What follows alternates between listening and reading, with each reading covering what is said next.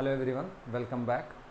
आज हम स्टार्ट करने वाले हैं जो हमारा सीरीज चल रहा है द सेल जो चैप्टर का, उससे हम आगे। ओके, तो हमने कल तक क्या देख लिया था? हमने माइटोकॉन्ड्रिया नहीं हुआ था, एंडोमेम्ब्रेन सिस्टम को हमने पूरा देख लिया था, है ना, जिसमें से आपका वैक्यूल रह गया था।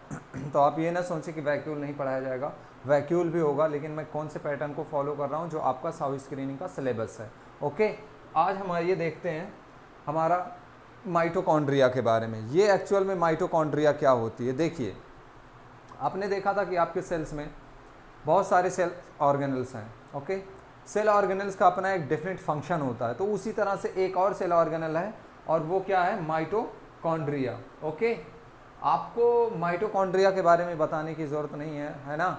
इंसान अपना घर का पता भूल सकता है, ये भूल सकता है, आप अपना नाम भूल सकते हो, आप ये नहीं भूल सकते कि mitochondria is the power house of cell.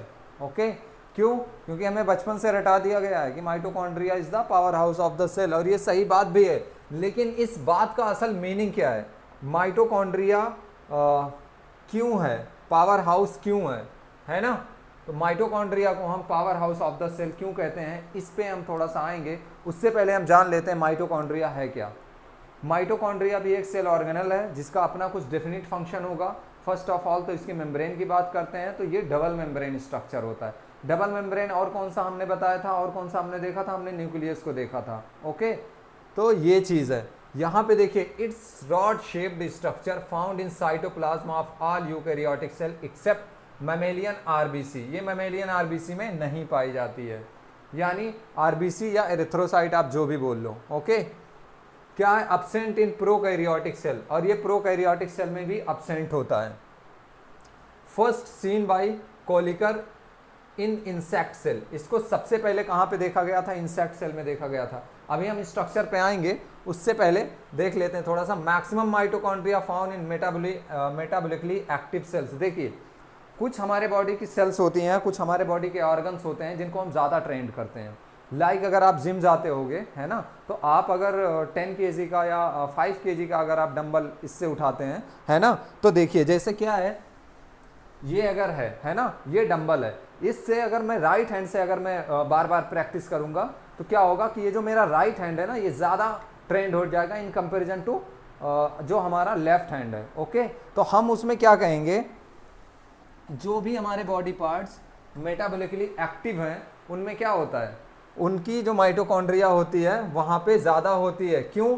क्योंकि आपने देखा होगा या आप एक्सपीरियंस करोगे, सपोज करो आप राइट हैंडेड हो। ओके, तो आप फील करोगे कि जब अपने राइट हैंड से आप कोई चीज़ या कोई वेट जब आप पुलअप करते हो तो वो ईजिली हो जाता। सेम वही वेट अगर आप अपने लेफ्ट हैंड से अगर करोगे तो वो थोड़ा सा लगता है कि यार ये तो ज़्यादा वजन हो रहा है। क्यों?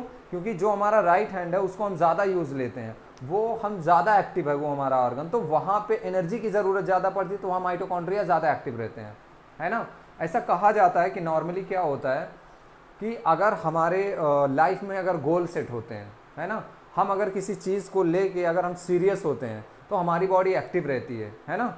क्यों? क्योंकि हमारे बॉडी में माइटोकॉन्ड्रिया ज़्यादा बनते हैं। ठीक है, also called power house of the cell या सेलुलर फर्नेंस। फर्नेंस का मतलब होता है भट्टी, भट्टी का मतलब होता है जिसमें आग लगी हुई हो या जिसमें कोई चीज़, मतलब भट्टी, हाँ, जिससे एनर्जी निकलती हो, है ना। जनरली आपने देखा होगा जो भट्टी होती है उसमें आग लगी रहती है तो उससे हीट एनर्जी निकलती है। Okay, space between inner and outer mitochondrial membrane, perimitochondrial space called membrane called. Okay, perimitochondrial space, अभी हम आएंगे, सबको आप डिफाइन करेंगे, पहले थोड़ा सा देख लेते हैं। फ्लूइड कॉल्ड मैट्रिक्स, फ्लूइड को हम मैट्रिक्स कहते हैं। It has own ribosome and DNA, इसका अपना खुद का राइबोसोम और डीएनए होता है। Mitochondria of all are collectively known as chondrion. जो हमारे मतलब बॉडी की सारी माइटोकॉन्ड्रिया को अगर हमें बोलना होगा तो हम बोलेंगे chondrion. Mitochondria of all are all cells, okay, collectively known as chondrion. Function को देख लेते हैं, इसका फंक्शन क्या है? Produce and store the energy in form of ATP. देखिए ये एटीपी क्या है ना। हम अगर एटीपी को अगर हम डिफाइन करना चाहें तो ये एटीपी एक्चुअल में है क्या? एटीपी का फुल फॉर्म होता है एडिनोसाइन या एडिनोसिन ट्राई फॉस्फेट। अब ये क्या है सर? ये कुछ नहीं है, ये आपकी एनर्जी करेंसी है। देखिए बनता कैसे है ना?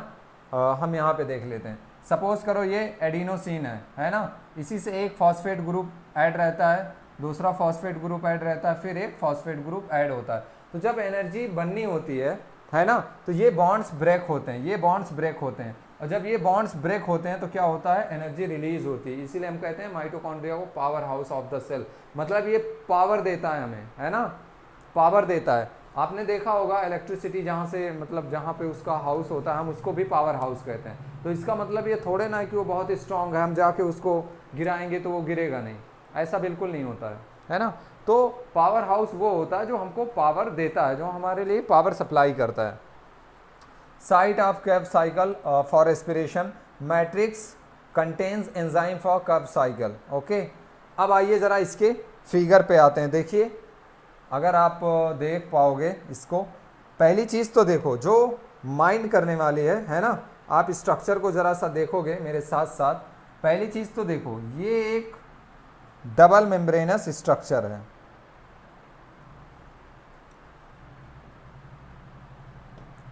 ये एक डबल मेम्ब्रेनस स्ट्रक्चर है। देखिए एक मेम्ब्रेन हमारी ये हो जाएगी, है ना? एक मेम्ब्रेन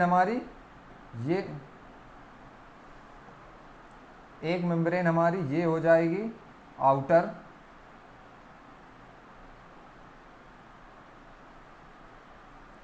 ये दूसरी मेम्ब्रेन हमारी ये हो जाएगी।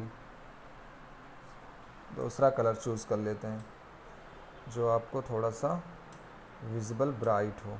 यस, क्या कर रहा है ये? कलर क्यों नहीं चेंज होता जल्दी से? ओ sorry.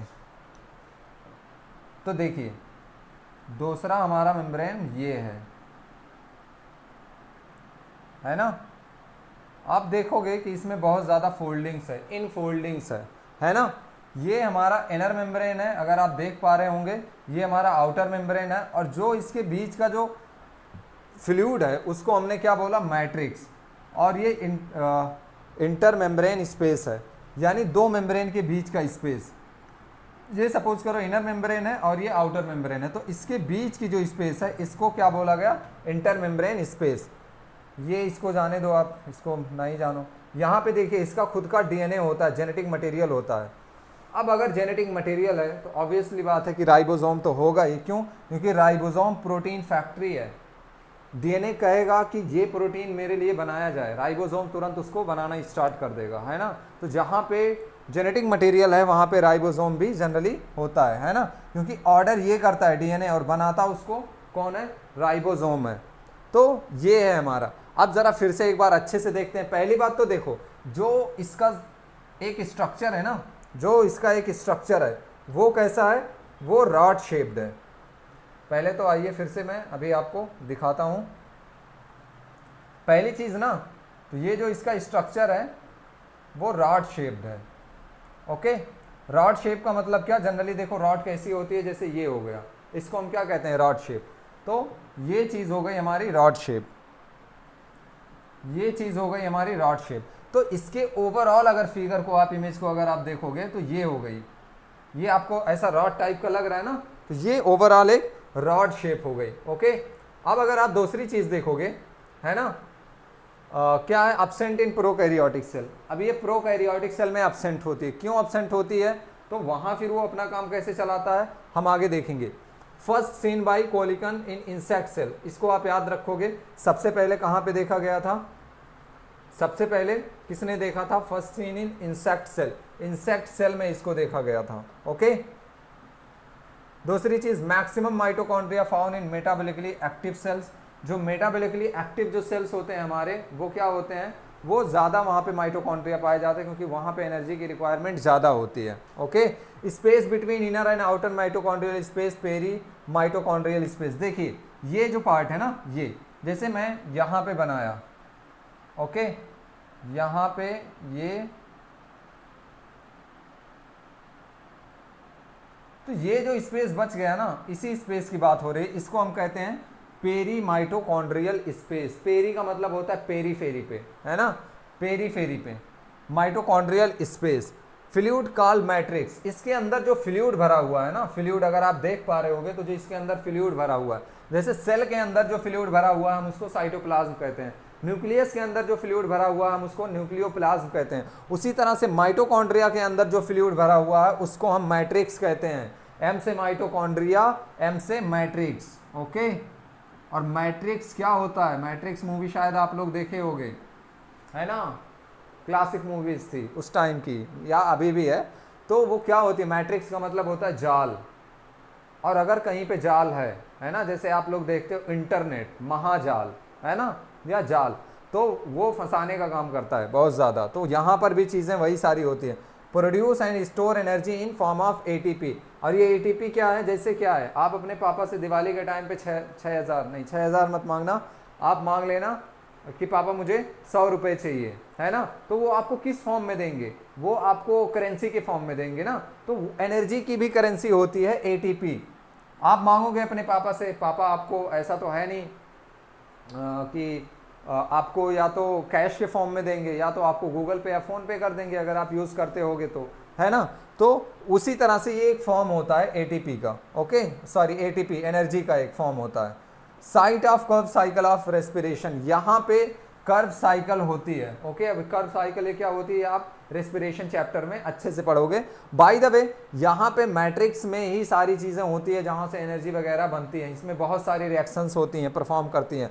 Matrix contains enzyme for Krebs cycle, matrix में एंजाइम्स होते हैं जो क्या करते हैं, कर्व साइकिल को परफॉर्म करवाते हैं। ठीक है, इतना आया समझ में आपको। देखिए माइटोकॉन्ड्रिया, फर्स्ट ऑफ ऑल तो ये डबल मेम्ब्रेन स्ट्रक्चर है ना, यहाँ पे लिखा नहीं है, मैं लिख देता हूँ आपके लिए। डबल मेम्ब्रेन स्ट्रक्चर आ रहा है ना, हाँ, डबल, ये चीज़ जानना जरूरी है कि कौन सी डबल मेम्ब्रेन है स्ट्रक्चर और कौन सी सिंगल मेम्ब्रेन है, ओके।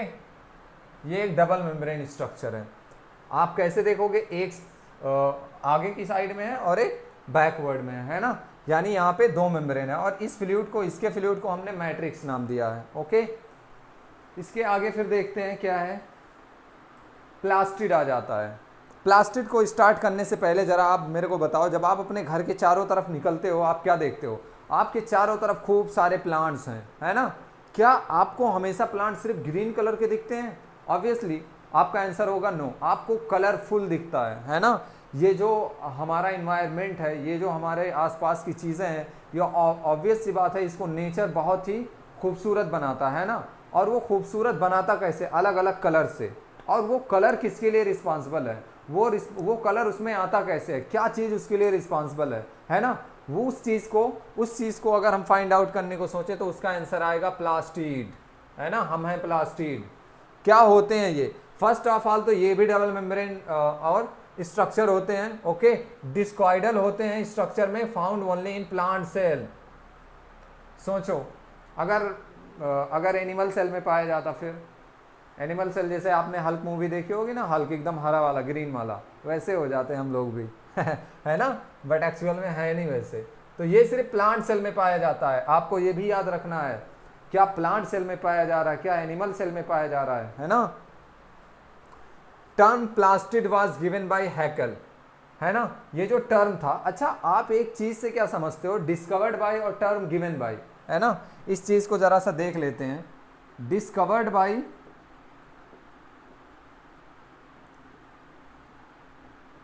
और क्या बोलते हैं उसको, हाँ, टर्म गिवन बाय।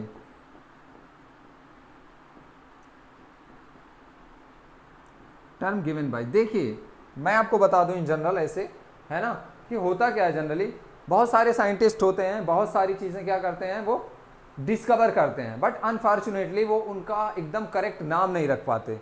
और कुछ लोग क्या होते हैं, वो ढूंढते उठते नहीं है, बस देख लिया कि हाँ फलाने ने कोई तो ढूंढा है, उसका नाम रख दो, बस नाम रख दो, बस नाम बदल दो, है ना, जैसे नाम बदलने का चलन चलता है ना। तो यहाँ पे क्या है, यहाँ पर भी वही चीज़ होती है। तो इन्होंने टर्म दिया था प्लास्टिड की, इसको प्लास्टिड कहो, इसको कुछ और मत कहो, है ना। तो ये चीज़ है। Chloroplast was discovered by AV लीवेनहोक। आप ज़रा वीडियो को पॉज करो और सोचो, आपने इससे पहले इनका नाम और कहाँ सुना है? एंटोनी वॉन लीवेनहुक, है ना? आपने ये नाम और कहाँ सुना है? आपने सुना होगा discovery of living cell, the discovery of living cell, है ना? जिनकी वजह से आज हम जान पाए हैं कि सेल क्या चीज़ है ना? सेल जिंदा है या कैसी है, नेम्ड बाय शिम्पर। ओके, और देखिए, beside being discoid or rhombic in plant, discoidal or rhombic in plant. Okay, in plant cells they occur in variable shape, और ये एक शेप के नहीं होते, ये अलग अलग प्लांट्स में अलग अलग शेप के होते हैं। Like in algae they can be U shape, algae में ये यू शेप के होते हैं। स्पाइरल, स्पाइरल का मतलब होता है स्पाइरल शेप का, जैसे आप लोग स्पाइरल कॉपी यूज करते हो, इस शेप को हम कहते हैं spiral shape. Okay, coiled, ribbon shape. Okay, और क्वाइल्ड का मतलब क्या होता है? मतलब इसी तरह से क्वाइल्ड भी होता है, स्पाइरल शेप, और क्वाइल्ड मतलब एकदम हाईली ऐसे क्वाइल्ड होता है ना? और रिबन शेप, स्पाइरल या क्वाइल्ड, रिबन शेप, सारी चीज़ें एक ही है। ये देख सकते हैं आप, इस तरह का ये है ना? इसके अंदर की चीज़ें क्या है? डिस्क है ना? क्या होती हैं ये डिस्क? अभी हम आगे देखेंगे क्या होती है ये डिस्क। एक के ऊपर एक, एक के ऊपर एक, एक के ऊपर एक रखा हुआ है, और उससे ये चीज़ कनेक्टेड है। यहाँ पे क्या है? इस तरह से ये सारे स्ट्रोमा हैं। ओके, स्ट्रोमा जैसे क्या होता है हम इसको देखेंगे। ओके,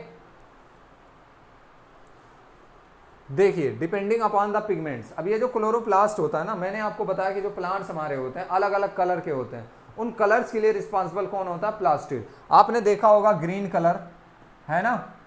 ग्रीन कलर, और आपने देखा होगा कई सारी तरह की चीजें देखते हैं, तो ये ग्रीन कलर जो है इसके लिए रिस्पॉन्सिबल क्लोरोप्लास्ट होता है ना? सिर्फ ग्रीन कलर के लिए कौन सा रिस्पॉन्सिबल होता है? हमारा क्लोरोप्लास्ट। बाकी और कोई चीज है ना? बाकी और कोई चीज है तो क्या होता है? उसके लिए अलग अलग पिगमेंट्स हमारे रिस्पॉन्सिबल होते हैं, रिस्पॉन्सिबल होते हैं। ओके, क्या है आइए जरा देखते हैं।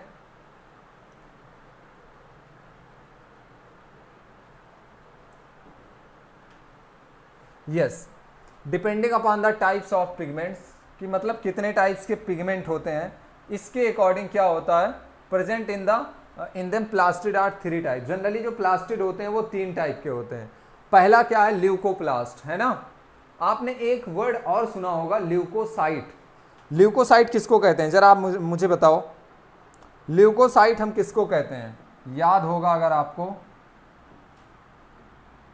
ल्यूकोसाइट, है ना? हम किसको कहते हैं? सोच लो। चलिए, अगर नहीं आ रहा है तो हम WBC को कहते हैं, वाइट ब्लड सेल्स। तो ये जो ल्यूको मतलब होता है ना, ल्यूको का मतलब होता है व्हाइट, है ना? व्हाइट। और व्हाइट जनरली बायो में व्हाइट को जनरली या ऐसे ही जनरल क्या कहा जाता है? कलरलेस, है ना? लेकिन ऐसा होता नहीं एक्चुअल में, या फिर आप ट्रांसपेरेंट कह सकते हो। तो ये क्या होते हैं? ल्यूकोसाइट, ये कलरलेस होते हैं, इनमें कोई पिगमेंट प्रेजेंट नहीं होता है। ओके, व्हाइट इन कलर, आप अगर देखोगे तो यहाँ पे क्या लिखा हुआ है? व्हाइट इन कलर, ठीक है? Generally found in underground parts. और ये कहाँ पे जनरली पाए जाते हैं? Underground parts. और अंडरग्राउंड पार्ट्स क्या होते हैं? आपका कोई प्लांट है तो अंडरग्राउंड पार्ट्स उसमें क्या होते हैं? देखिए आप, ये हमारा प्लांट है। Okay, underground part generally roots होते हैं, है ना? जो ग्राउंड से नीचे रहते हैं, यही तो हो गए ना अंडरग्राउंड पार्ट्स। तो ये जनरली रूट्स होते हैं। ओके, रूट्स होते हैं। उसके बाद फिर क्या आता है? इंपॉर्टेंट फॉर फूड स्टोरेज, है ना? ये फूड स्टोरेज में हेल्प करते हैं अगर इनका फंक्शन देखा जाए। जैसे एलेरोप्लास्ट प्रोटीन को स्टोर करता है ना? एलेरोप्लास्ट क्या करता है? प्रोटीन को स्टोर करता है। इलायोप्लास्ट क्या करता है? ऑयल को स्टोर करता है। एमाइलोप्लास्ट स्टार्च को करता है ना? तो ये अलग अलग तरह के हमारे क्या हैं? क्लोरोप्लास्ट हैं, है ना? सॉरी, प्लास्टिड हैं। दूसरा है हमारा क्रोमोप्लास्ट। आपने क्रोमा का नाम सुना होगा ना, क्रोमा। ये तो आपने देखा कि ये तो कलरलेस है, इसमें तो कोई कलर है नहीं। और एक है जिसको हम क्लोरोप्लास्ट कहते हैं, वो ग्रीन कलर है। तो इन दोनों को छोड़ के बाकी और जितने भी कलर के लिए जो रिस्पॉन्सिबिलिटी होती है वो क्रोमा की होती है। आप अपना फ़ोन यूज़ करते होगे, है ना, आपने क्रोम ब्राउज़र का लोगो देखा होगा, क्रोम ब्राउज़र, है ना। मैं क्या दिखाऊं, जाने दो, आप अपने पापा के फ़ोन में देख लेना। तो वो जो जनरली होता है ना क्रोमा, है ना, वो कलरफुल आइकॉन होता है ना। क्यों? क्योंकि क्रोमा का मतलब ही होता है कलरफुल। तो वही चीज़ है क्रोमोप्लास्ट, प्लास्ट से सेंस यहाँ पे प्लास्टिक का है, क्रोमो से मतलब यहाँ पे colourful. Okay, coloured pigments other than green, जितने भी कलर पिगमेंट्स हैं सिर्फ ग्रीन को छोड़ के, उन सारे के लिए रिस्पॉन्सिबिलिटी ये ले लेता है। Found in flower, fruit and leaves, ये फ्रूट में, फ्लावर्स में और लीव्स में भी पाया जाता है। ओके, जैसे क्या हो गया, फ्रियोप्लास्ट क्या है, ब्राउन कलर के रिस्पॉन्सिबल है, रोडोप्लास्ट रेड कलर के लिए रिस्पॉन्सिबल है, और ये स्टोरेज ऑफ फूड में भी थोड़ा सा हेल्प करता है। अब हमारा क्लोरोप्लास्ट फाइनली आता है। ये क्लोरोप्लास्ट होता क्या है, ग्रीन पिगमेंट्स होता है, chlorophyll is found in them. देखिए से ये इमेज आपने किसकी देखी थी, प्लास्टिड की देखी थी, ठीक है। तो यहाँ पे सपोज करो अगर क्लोरोप्लास्ट है तो जैसे लीव्स में क्या पाया जाता है, लीव्स में जनरली हमारे क्लोरोप्लास्ट पाया जाता है ना, जिसकी वजह से हमारी जो लीव्स है वो ग्रीन कलर की दिखती हैं। तो उसके लिए रिस्पॉन्सिबल कौन है हमारा, ये हेल्प इन फोटोसिंथेसिस। अब ये देखो क्लोरोप्लास्ट या क्लोरोफिल एक्चुअल में करता क्या है ना। क्लोरोप्लास्ट में, क्लोरोप्लास्ट पे क्या होता है, क्लोरोप्लास्ट के किनारे किनारे पे चिपके हुए होते हैं ये, है ना, ये जो होते हैं हमारे क्लोरोफिल, क्लोरोफिल जो, जिसकी वजह से हमें पत्तियां ग्रीन कलर की दिखती हैं। एक्चुअल में ये करता क्या है, ये जो हमारी सनलाइट आती है ना उनको ट्रैप कर लेता है, उनको पकड़ लेता है ना, और उसके बाद की फिर बहुत सारी रिएक्शंस होती हैं। अब आइए ज़रा देखते हैं राइबोसोम के बारे में, है ना। राइबोसोम, राइबोसोम को हम कब खोज पाए थे, after the invention of electron microscope. जब इलेक्ट्रॉन माइक्रोस्कोप आ गया है तब जाके हम उसको थोड़ा सा खोज पाए, उसके पहले हम नहीं देखते थे क्योंकि ये बहुत ही छोटी होती है साइज में, है ना। तो ये चीज़ है। Proteins factory of the cell, इसको प्रोटीन फैक्ट्री कहा जाता है। फैक्ट्री क्या चीज़ होती है, अगर आप सोचो तो फैक्ट्री कोई चीज़ होती है जहाँ पे किसी चीज़ का प्रोडक्शन बहुत मास लेवल पे होता है ना, बहुत बड़े लेवल पे होता है, और वहाँ से चीज़ें फिर निकल के जाती हैं अपने ओन यूज़ में। तो उसी तरह से हमारी बॉडी में भी मैक्सिमम जो होता है प्रोटीन, है ना, वो कौन बनाता है, वो बनाता है राइबोसोम, और वहाँ से जहाँ जिसको टारगेट की ज़रूरत होती है वहाँ पे भेज दिया जाता है। A ribosome is not just one piece, ये सिर्फ एक पीस नहीं होता, इट हैज़ 2 सब units, scientist name them 6s and 40s small. देखिए इनके कहने का मतलब ये है कि ये 2 सब यूनिट से मिलके बनी है, एक छोटी और एक बड़ी, है ना। तो जो बड़ी वाली है उसको तो हमने नाम दिया 60s। एस का मतलब होता है सेडिमेंटेशन कॉफी, एस यहाँ पे सेडिमेंटेशन कोएफिशिएंट है ना, जो बेसिकली साइज वगैरह को मेजर करने के लिए कहा जाता है। बस आप इतना जानो कि ये 60s होता है और ये 40s होता है ना, सेडिमेंटेशन कोएफिशिएंट। और जो छोटा वाला होता है उसको हम 40s कहते हैं। ये अगर आप देख पा रहे होगे तो यहाँ पे एक सब यूनिट है छोटी वाली और यहाँ पे एक बड़ी वाली। तो जो छोटी वाली हम इसको क्या बोलेंगे 40s, जो बड़ी वाली है इसको हम क्या बोलेंगे 60s, है ना। और ये दोनों लोग मिलके क्या बनाएंगे 60 40 100, है ना, 100s। नहीं, आप रॉन्ग हो जाओगे। ओके, ये बायोलॉजी है, ठीक है, यहाँ चीज़ें ऐड नहीं हुई। 60 40 मिलके क्या बनाएंगे यहाँ पे देखिए प्रोकैरियोटिक सेल है 70s राइबोसोम, 50 एंड 30s, है ना। 50 30 तो 80 होना चाहिए, बट हो कितना रहा है 70s का राइबोसोम बना रहा है। एक्चुअल में ये एक जो हम ऐड कर देते हैं ना नॉर्मल मैथ में, वो ऐसा नहीं है, ठीक है। आप जानोगे 12th में जब मैं इसके बाद पढ़ाऊंगा, है ना, तब आप जानोगे कि ये क्यों होता है ना। उसका पूरा एक एक्सपेरिमेंटल प्रूफ भी है कि ये कैसे होता है, और मैं आप समझ भी नहीं पाओगे अभी। Eukaryotic cell has both 70s and 80s, यानी 60s एंड 40s क्या बोलते हैं एस सब यूनिट्स। तो देखिए यहाँ पे क्या है, प्रोकैरियोटिक सेल है 70s राइबोसोम, प्रोकैरियोटिक सेल के पास 70s राइबोसोम होता है, और यूकैरियोटिक सेल के पास कितना होता है 80s, 50 एंड 30 सब यूनिट्स, है ना। Eukaryotic cell has both 70 and 80s। अब ये 60-40 मिलके क्या बनाएंगे, 100 ना मिलके 80s राइबोसोम बनाएंगे। Okay, ribosome are found in many places around the cell, sometimes floating freely in the cytoplasm. देखिए ये बहुत जगह पे पाए जाते हैं सेल में, कभी कभी ये कहाँ पे पाए जाते हैं, फ्लोट करते हुए फ्रीली, कहाँ पे, साइटोप्लाज्म में। ये हमारा सेल है, ये हमारा साइटोप्लाज्म है, यहीं कहीं दौड़ रहे होंगे। ये एक बड़ी यूनिट हो गई, ये एक छोटी सब यूनिट हो गई, है ना, ऐसा है।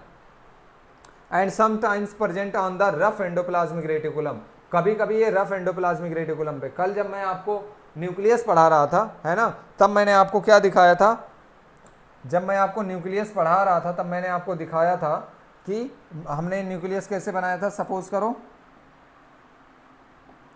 ये देखिए, यहां से हमने लग के क्या देखा था, ये एंडोमेम्ब्रेन सिस्टम जब हम पढ़ रहे थे, है ना, तो यहां पे ये है एंडोप्लाज्मिक रेटिकुलम। अगर हम इसको शॉर्ट फॉर्म में कहना चाहें तो हम ऐसे कहेंगे एंडोप्लाज्मिक रेटिकुलम। ये हमारा न्यूक्लियस है, हमने हाफ न्यूक्लियस बनाया हमने। और यहां पे क्या आपने देखा था कि इसके कुछ आउटर पार्ट्स पे क्या है, आउटर पार्ट्स पे इसके क्या है, राइबोसोम्स प्रेजेंट है ना।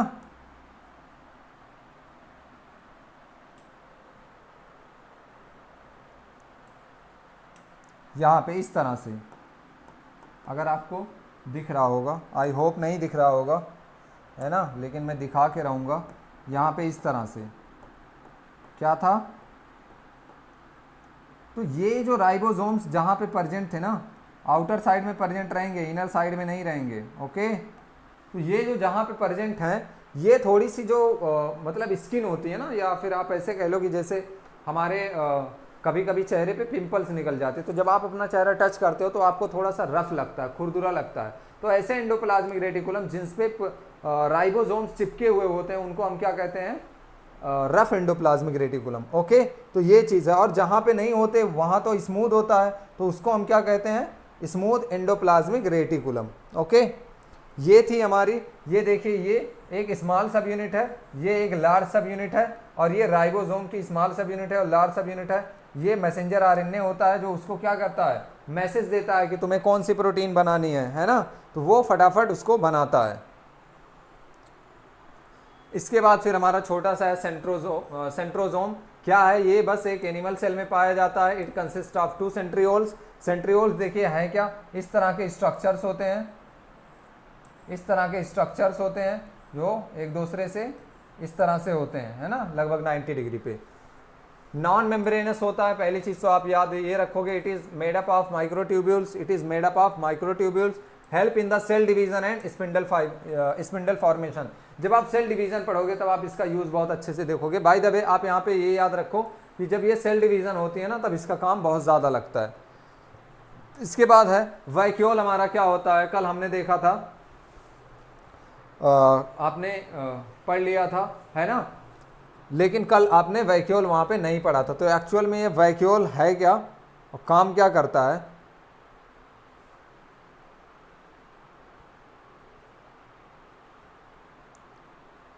तो देखिए, these are membrane bound regions of cytoplasm containing water and other substance.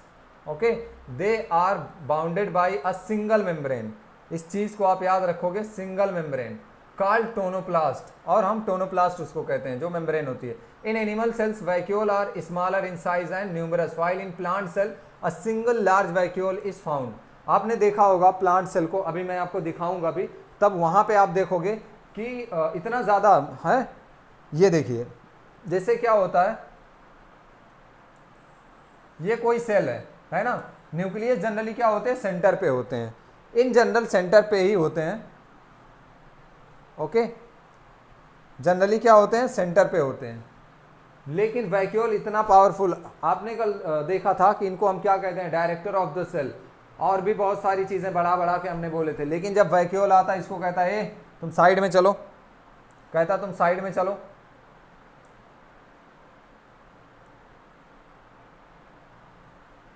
है ना। इसको भी कहता है कि तुम साइड में चलो, और खुद ढकेल के अपना बीच में हो जाता है। तो अगर आपको प्लांट सेल और एनिमल सेल अगर पहचानना हो, है ना, बाय इमेज, तो आप देखोगे जो प्लांट सेल होता है उसमें एक लार्ज सेंट्रल वैक्यूल होता है। लार्ज का मतलब बड़ा, सेंट्रल का मतलब सेंटर पे, यानी ये न्यूक्लियस को भी साइड में करके क्या कहेगा, भाई तू चल, मैं अब यहाँ सेंटर को कमांड करूंगा। मतलब कमांड नहीं करता वो, है ना, लेकिन खुद सेंटर पे आ जाता है। तो ये चीज़ है। इसके फंक्शंस क्या क्या होते हैं? It help in maintaining osmotic pressure in a cell, it store toxic metabolism, toxic metabolic products of plant cell, it contains various colored pigment like anthocyanin. Granules क्या हैं? These are also non-living cytoplasmic inclusion, these are small particles, crystal or droplets. इनका function है starch grains, fat droplets help in the storage of food in cell. तो generally आप vacuole को आपने देखा कि वैक्यूल है क्या? वैक्यूल का मतलब खाली जगह होती है ना, वहाँ पे एक जैसे हमारे घरों में स्टोर हाउस होता है ना, हम लोग रहते हैं, कुछ भी जो कबाड़ा की चीज़ें हैं, है ना, कचरे की जो चीज़ें हैं, हम अपना एक स्टोर हाउस में जमा करते हैं। तो उसी तरह से वैक्यूल का भी है, लेकिन ये बहुत इंपॉर्टेंट सेल ऑर्गेनली होती है। अगर आप देखोगे यहाँ पे प्लांट सेल और एनिमल सेल में डिफरेंस है ना, तो आप यहाँ पे देख सकते हो, है ना, ये प्लांट सेल और एनिमल सेल में क्या डिफरेंस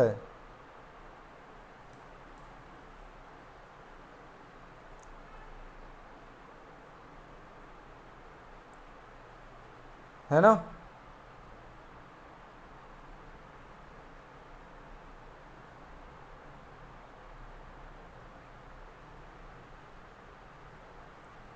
अगर आप देखोगे प्लांट सेल और एनिमल सेल को, तो कुछ इस तरह से आपको देखने को मिलेंगे, है ना, कुछ इस तरह से आपको देखने को मिलेंगे। देखिए यहाँ पे वैक्यूल है, ये जो आप पार्ट देख रहे हो ना, ये वैक्यूल है। कहाँ पे है? ये लार्ज है, मतलब बड़ा है, और कहाँ पे है? सेंटर पे है। अगर आप एनिमल सेल में देखोगे तो कुछ ऐसा आपको दिख रहा है? नहीं देखने को आपको मिलेगा, है ना, मेरी गारंटी। आप पूरा खोज लो फिगर, आपको कहीं नहीं देखने को मिलेगा। ओके, तो ये जो हो गया ना, ये प्लांट्स में सिर्फ पाया जाता है ना। यहाँ पे देखिए, अगर आप देखोगे तो यहाँ पे लिखा हुआ वैक्यूल, लेकिन ये ना ही बड़ा है ना ही सेंटर में है। तो जब हम यहाँ पे पाए भी जाते हैं, नहीं भी पाए जाते, लेकिन यहाँ पे तो 100% पाया जाएगा। लार्ज है, सेंट्रल है ना, तो हम यहाँ पे क्या कहेंगे? Large central ribosome, sorry vacuole यहाँ पे प्रेजेंट होता है। ओके, तो ये चीज़ हो गई हमारी लार्ज सेंट्रल राइबोसोम। और दूसरी चीज़ देखिए, साइटोप्लाज्म यहाँ पर है, साइटोप्लाज्म यहाँ पर भी है।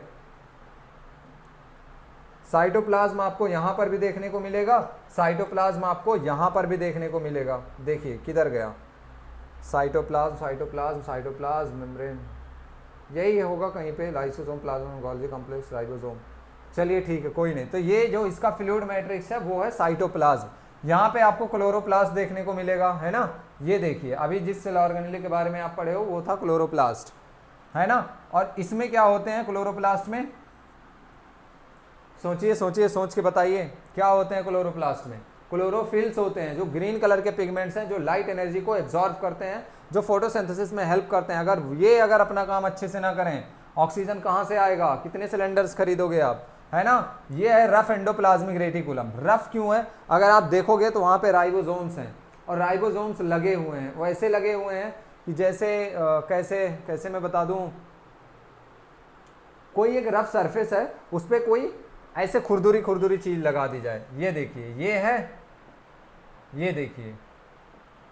अब अगर आप इसको अगर हाथ से अपने टच करोगे तो आपको थोड़ा सा रफ लगेगा, है ना। ये चीज है। अब देखिए गोल्जी कॉम्प्लेक्स यहाँ पर भी है, गोल्जी कॉम्प्लेक्स किधर गया? इधर गोल्जी ऑपरेटर्स या कॉम्प्लेक्स यहाँ पर भी है ना। ये देखिए, ये न्यूक्लियस है इसका। ओके, ये न्यूक्लियर एनवेलप है। न्यूक्लियर एनवेलप का मतलब जो न्यूक्लियस के ऊपर जो कवरिंग है ना। और ये क्या है? न्यूक्लियोलस है, जो इसका डेंसली पार्ट होता है, ये वाला। न्यूक्लियस के अंदर भी है ना न्यूक्लियोलस। ये न्यूक्लियोप्लाज्म है, इसके अंदर का जो फ्लूइड है ये स्मूथ एंडोप्लाज्मिक रेटिकुलम है, क्योंकि वहां पे राइबोसोम्स नहीं है। और ये सेल वॉल है, सेल वॉल है, इसका मतलब ये प्लांट सेल है। है ना, क्योंकि एनिमल सेल में तो सेल वाला आप देखने को ही नहीं मिलेगी। रफ एंडोप्लाज्मिक रेटिकुलम है, स्मूथ एंडोप्लाज्मिक रेटिकुलम है, सेक्रेटरी वेसाइकल्स हैं, प्रोक्सिसोम्स हैं, प्लाज्मा मेम्ब्रेन है, लाइसोसोम है, वैक्यूल है ना, राइबोसोम्स भी हैं, और ये क्या है, न्यूक्लियस। ओके, यहाँ पे मेम्ब्रेन है, न्यूक्लियर मेम्ब्रेन है, पोर मेम्ब्रेन है और न्यूक्लियो है ना, ये सब छोड़ दो, सब मत जानो, बस जानो कि न्यूक्लियर मेम्ब्रेन है। ओके, वैक्यूल है, और यहाँ पे पैराक्सिसोम्स है, माइटोकॉन्ड्रिया भी है, लाइसोसोम्स भी है। तो ये तो था हमारा एक बेसिक सा डिफरेंस, है ना, एक प्लांट सेल और एनिमल सेल में कि क्या क्या डिफरेंस है। अगर आप एक चार्ट देखना चाहोगे, है ना, तो देखिए क्या होता है एनिमल सेल में और प्लांट सेल में मेनली क्या क्या डिफरेंस होते हैं। तो जरा देखिए, it enclose by a thin flexible living plasma membrane only. जो हमारा वो होता है ना, क्या बोलते हैं, सेल, एनिमल सेल, ये जनरली क्या होता है, इसके ऊपर कोई भी सेल वॉल जैसा स्ट्रक्चर नहीं होता। मैंने आपको कल बताया था कि इसके ऊपर कोई भी सेल वॉल जैसा स्ट्रक्चर नहीं होता, तो बस क्या होता है, प्लाज्मा मेम्ब्रेन ही होती है। It has many small temporary vacuoles, यहाँ पे स्मॉल है और टेम्परेरी है, परमानेंट भी नहीं है उसकी तरह, है ना, वहाँ पे परमानेंट होता है। ये देखिए, it is enclose by a thick rigid dead. पहली चीज तो थिक है, मतलब मोटी है, रिजिड का मतलब हार्ड है, आप उसको ऐसे दबा के ना, एकदम फोर्स लगा के आप उसका शेप नहीं चेंज कर सकते क्योंकि वो रिजिड है। दूसरी चीज क्या है, डेड है, डेड है भाई, है ना, और cell wall. Okay, in additional to plasma membrane, plasma membrane के ऊपर एक एडिशनल लेयर है जिसको हम सेल वॉल कहते हैं। और ये होती क्यों है, क्योंकि आपको कोई मारने आएगा, आप तो घर में भाग जाओगे मम्मी पापा के पास, प्लांट तो बेचारा वहीं खड़ा रहेगा ऐसे ही, मार लो भैया हमको, है ना, तो उसके लिए वहाँ पे वो दिया गया है, हाँ, सेल वॉल दिया गया है। It has many small temporary vacuoles, it has large permanent central vacuole.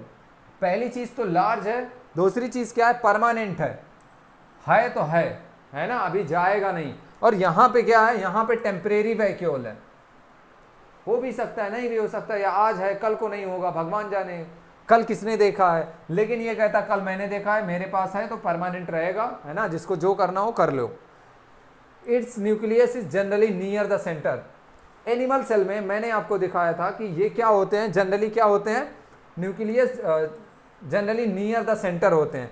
ये देखो, किधर देखोगे, यहाँ पे देख लो, ये है, ये इसका सेंटर में भी यहाँ पे होगा, तो लगभग यहाँ कहीं होगा, यहाँ हो जाएगा, यहाँ हो जाएगा, यहाँ हो जाएगा, है ना। एनिमल सेल की हम बात कर रहे हैं, लेकिन प्लांट सेल कहता है ये सारी चीजें हम नहीं मानते, है ना।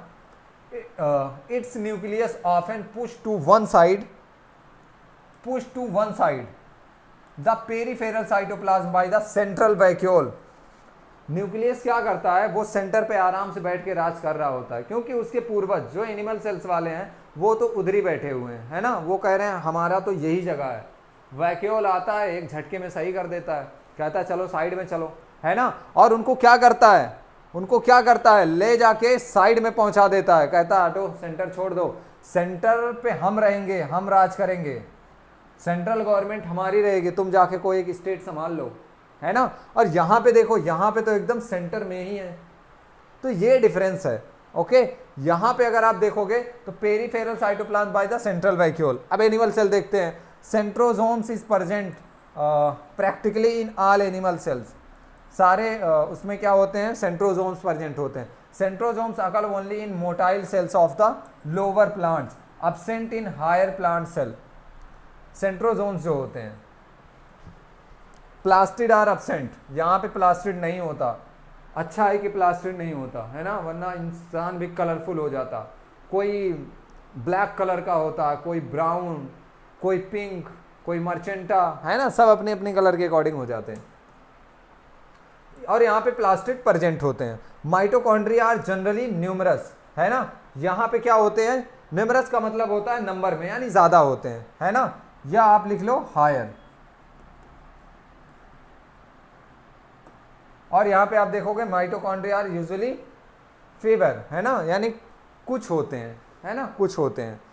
एनिमल सेल्स में change form and move about, animal cells में change form and move about, cell wall prevent change in form and position of the plant cell. देखिए यहाँ पे क्या है, एनिमल सेल में change form and move about. देखो ये जो एनिमल सेल है उसके पेरीफेरी पे, या वो जिसमें बधा हुआ है वो किस में है, सिर्फ प्लाज्मा मेम्ब्रेन में। प्लाज्मा मेम्ब्रेन फ्लेक्सिबल है, तो जब हम उसको दबाएंगे थोड़ा सा, कहने का मतलब वो थोड़ा स्मूथ होता है।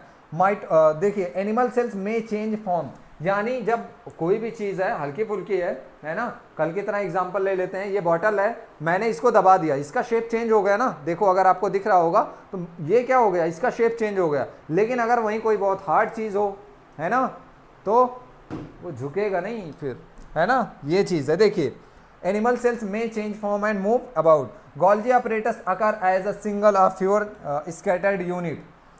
जो गोल्जी ऑपरेटस होता है इसमें क्या होता है, या तो सिंगल होता है या फिर कुछ ही होता है स्कैटर्ड यूनिट, धंसा हुआ होता है। Okay, Golgi apparatus occur as numerous scattered unit and dictyosome. तो ये चीज़ था हमारा, इसके बाद का नहीं है क्या?